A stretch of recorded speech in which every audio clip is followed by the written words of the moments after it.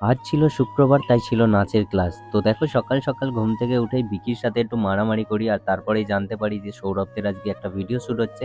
তো বেরিয়ে পড়ি। অনেকদিন পর পোলগোড়ার এখানে এসেছিলাম সৌরভদের ভিডিও শ্যুট দেখতে। আর অনেকগুলো দিন পর, প্রায় বছরখানেক পর এই রাস্তাটায় ঢুকলাম। কারণ এখানেই ওই দেখো বন্ধুগুলো শ্যুট করছিল। তো বেশ কিছুক্ষণ শ্যুটগুলো দেখে চলে এলাম বাড়ি। আর বাড়ি এসে চান টান করে খেয়ে দিয়ে চলে এলাম ল্যাবে।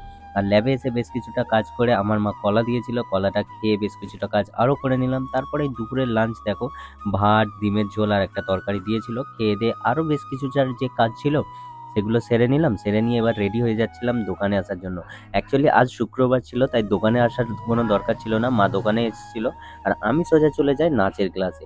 তো দেখো স্টুডেন্টগুলোকে একটু নাচের ক্লাস করিয়ে দিলাম। নাচের ক্লাস করিয়ে আমি এবার বেরিয়ে যাব বাড়ির উদ্দেশ্যে।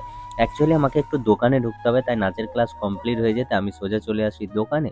আর দোকানে দেখো বেশ কিছুটা কাজ, আমি ভাবলাম একটু কুরকুরে টুরকুরে খাওয়া যাক, তাই একটা ম্যাড অ্যাঙ্গেলস বিঙ্গোর ম্যাড অ্যাঙ্গেলস খেতে শুরু করে দিলাম।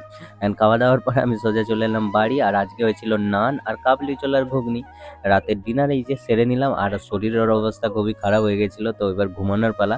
তো চলো আজকের মতো এবার ঘুমানো যাক, দেখা হচ্ছে কালকে আবার নতুন ব্লগ নিয়ে।